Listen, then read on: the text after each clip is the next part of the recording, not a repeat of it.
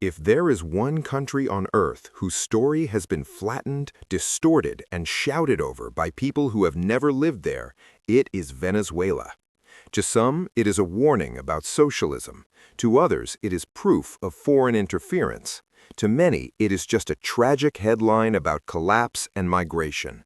But none of those explanations, on their own, actually explain Venezuela. They simplify a story that is long, painful, and deeply human. Venezuela's crisis did not arrive suddenly, and it did not arrive because of one ideology, one leader, or one outside power. It arrived slowly, built layer by layer over more than 2 centuries through repeated cycles of hope, concentration of power, economic dependence, and broken trust between the state and its people. To understand Venezuela, you have to step away from slogans and step into history, into geography, institutions, and decisions that seemed reasonable at the time, but carried consequences that compounded across generations. This is not a story about villains versus heroes. It is a story about how systems fail when power grows faster than accountability, and how ordinary people end up paying the price for decisions they never made. Venezuela was one of the first Spanish colonies to declare independence in 1810, inspired by Enlightenment ideas and led by the legendary Simón Bolívar.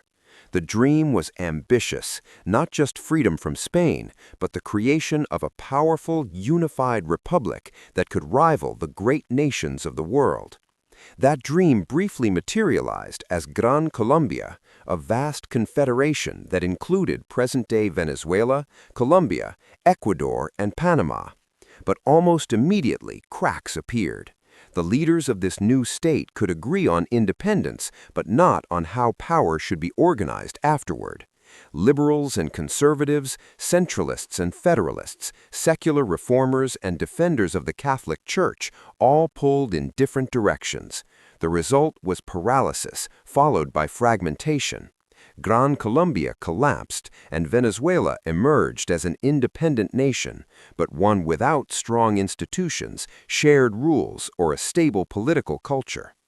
Independence had removed the colonial ruler, but it had not created a functioning state, and that absence would haunt Venezuela for generations. Venezuela's geography quietly shaped its political destiny. The Andes Mountains, dense jungles, vast plains, and limited infrastructure made centralized control extremely difficult. Roads were scarce, communication was slow, and regional leaders often held more real power than the government in Caracas. In this vacuum, caudillos, local strongmen with personal armies and loyal followers, became the dominant political force. These men did not rule through institutions or laws. They ruled through charisma, coercion, and patronage. Loyalty was rewarded, opposition was punished, and power changed hands through coups rather than elections. For much of the 19th century, Venezuela experienced near-constant instability, rebellions, civil wars, and governments that existed more on paper than in practice. The state was weak, fragmented, and incapable of providing basic public goods even during periods of relative peace. This pattern normalized the idea that power belonged to whoever could seize and hold it, rather than whoever could govern well. Everything changed in the early 20th century with the discovery of oil near Lake Maracaibo. For the first time, Venezuela possessed a resource that could generate enormous wealth without requiring a strong tax system or broad economic development. Juan Vicente Gómez, who ruled from 1908 to 1935, used oil revenues to do what no previous caudillo could: consolidate power nationwide. With oil money, he bribed rivals, crushed opposition, built roads, and created a centralized state loyal to him personally. To many Venezuelans, life improved under Gómez. There was more infrastructure, more order, and more economic activity. But this progress came at a cost. Oil allowed the state to function without accountability. The government no longer depended on citizens for revenue, and citizens had little leverage over the state.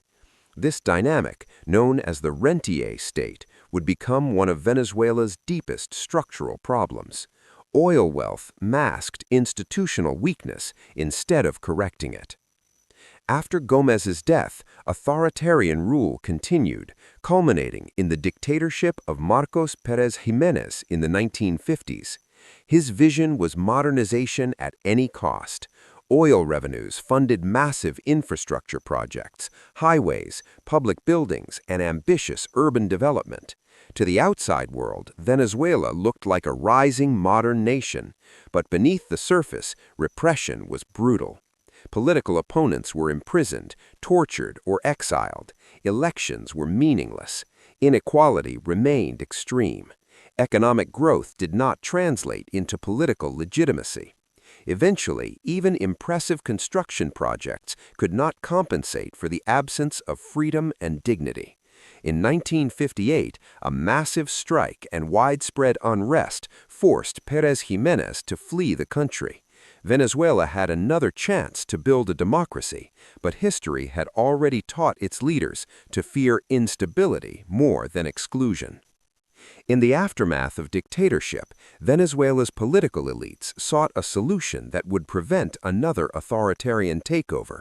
The result was the Punto Fijo Pact, an agreement between the major political parties to respect election results, share power, and divide oil revenues among themselves.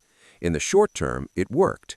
Venezuela became one of the most stable democracies in Latin America.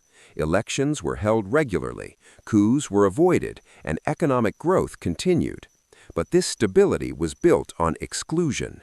Smaller parties, grassroots movements, and large segments of the population were effectively shut out of real decision-making. Over time, politics became a closed system, insulated from public pressure. Citizens could vote, but policy barely changed. Oil money kept the system running, but it also allowed leaders to ignore warning signs. Democracy existed, but trust slowly eroded. From the late 1950s through the 1970s, Venezuela experienced what many remember as its golden age. Rising oil prices, especially after the creation of OPEC, flooded the country with revenue. Living standards improved dramatically. Venezuela became a destination for immigrants, including Europeans fleeing post-war hardship. The state expanded social programs, subsidized fuel and food, and invested heavily in public services. For a time, it seemed like oil wealth had finally been harnessed for the benefit of the population, but dependency deepened. The economy became increasingly reliant on oil exports, while domestic production stagnated. The state borrowed heavily, assuming that high oil prices would last forever. Few prepared for the possibility that the boom might end. When oil prices collapsed in the 1980s, Venezuela's vulnerabilities were exposed. Government revenue fell sharply. Debt became unsustainable and difficult choices loomed. Raise taxes, cut spending, or borrow more. Each option carried political risk. Years of subsidies had created expectations that could not be easily reversed. When the government attempted austerity measures in 1989, the result was El Caracazo, a massive explosion of protests, riots, and state violence. Hundreds were killed. Trust between citizens and the government shattered. This was not just an economic crisis, it was a moral one. The social contract had broken, and many Venezuelans felt betrayed by a system that had promised prosperity but delivered pain. Out of this anger emerged Hugo Chavez, a military officer who attempted a coup in 1992. The coup failed, but Chavez's televised address, calm, defiant, and unfinished, captured the public imagination. He spoke like someone who belonged to the people, who shared their frustration and refused to accept defeat. When he later ran for president in 1998, he won decisively. Chavez did not come to power promising socialism in the abstract. He promised dignity, inclusion, and an end to corruption. And for many Venezuelans, he delivered real improvements in the early years. Poverty declined, access to services expanded, and political participation increased.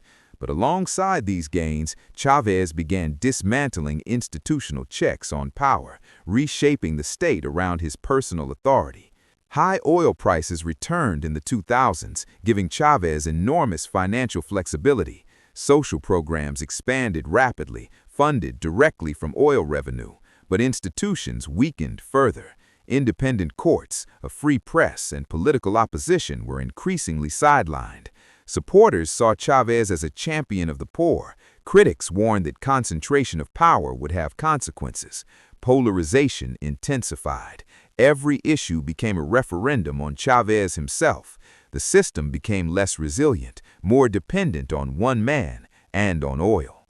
When Hugo Chavez died in 2013, Venezuela did not just lose a president, it lost the central pillar holding together a fragile political structure. Chavez had spent more than a decade reshaping the state around himself, his voice, his charisma, and his ability to command loyalty across institutions that were already weak. What he did not leave behind was a resilient system capable of functioning without him. His chosen successor, Nicolás Maduro, inherited power in a country that still depended overwhelmingly on oil, but no longer had the conditions that had once made that dependence manageable.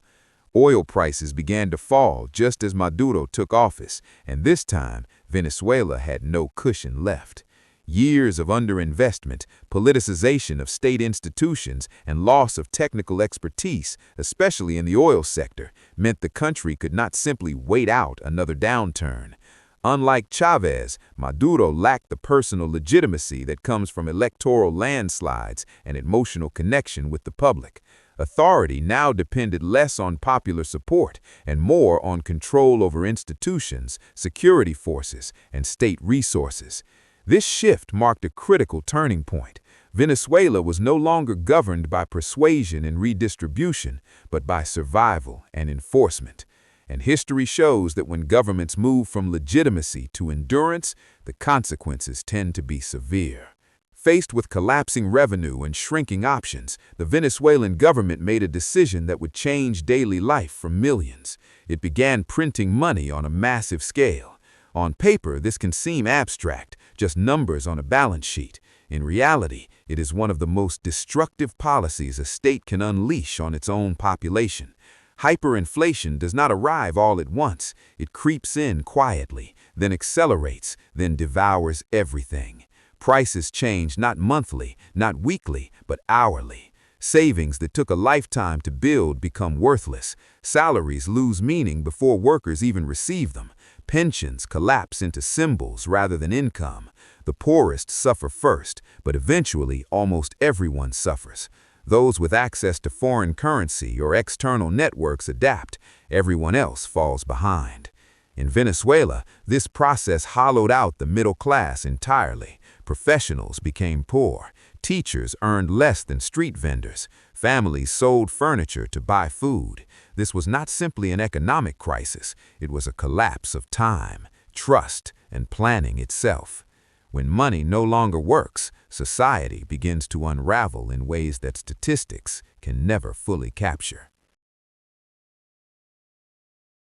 As hyperinflation intensified, millions of Venezuelans made the most difficult decision of their lives: to leave. This was not migration driven by ideology or politics alone. It was migration driven by arithmetic. When a month's salary cannot buy a week's worth of food, when hospitals lack basic supplies, when parents cannot imagine a future for their children, borders lose meaning. Venezuela experienced one of the largest population movements in modern Latin American history. Families were split across continents. Children grew up without grandparents. Entire professions vanished from the country almost overnight. Doctors, engineers, teachers, and small business owners left not because they wanted to abandon their homeland, but because staying meant slow suffocation. Those who remained often did so out of necessity, not choice. Migration became a survival strategy, and survival replaced citizenship as the organizing principle of life. The damage of this exodus will last decades, long after inflation numbers stabilize. As Venezuela's crisis deepened, international attention intensified. Sanctions were imposed, expanded, and debated endlessly. To some, they became the explanation for everything. To others, they were irrelevant. The reality sits uncomfortably in between. Venezuela's economic collapse began before the most damaging sanctions were enacted. Hyperinflation, institutional decay, and loss of production capacity were already entrenched. Sanctions added pressure, restricted access to international markets, and undoubtedly worsened living conditions for ordinary people. But they did not create the collapse, and they did not resolve it either. The danger of focusing solely on sanctions is that it offers a simple external villain while obscuring internal failures that made Venezuela vulnerable in the first place. Political narratives thrive on simplicity. Reality does not. Venezuela's tragedy cannot be reduced to a single cause without losing the very lessons it offers.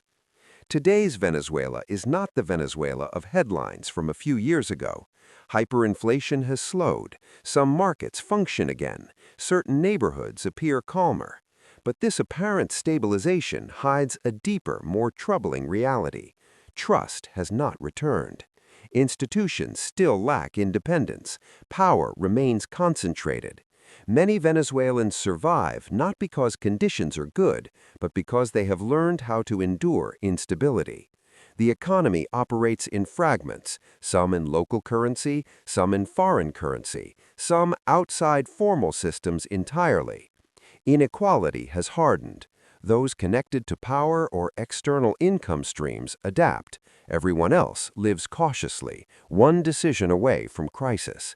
Migration continues, not in waves, but steadily, day after day. This is what long-term collapse looks like. Not chaos, but exhaustion. Not explosions, but erosion.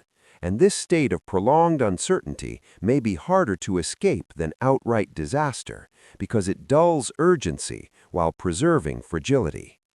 Venezuela's story forces us to confront uncomfortable truths about power, wealth, and governance. It shows that natural resources can delay failure, but they cannot prevent it. That popular legitimacy can coexist with institutional decay. That good intentions do not cancel bad incentives. Most of all, it reminds us that systems matter more than individuals, and that when institutions erode slowly enough, people adapt until they cannot. Venezuela did not collapse because it chose the wrong ideology. It collapsed because it repeatedly concentrated power, avoided accountability, and relied on temporary solutions to permanent problems. This is why Venezuela's story matters far beyond its borders. It is not a cautionary tale for one political camp. It is a warning for all of them. Because history doesn't punish countries for believing the wrong things. It punishes them for building systems that cannot correct themselves. And when that happens, it is never the powerful who pay first. It's everyone else.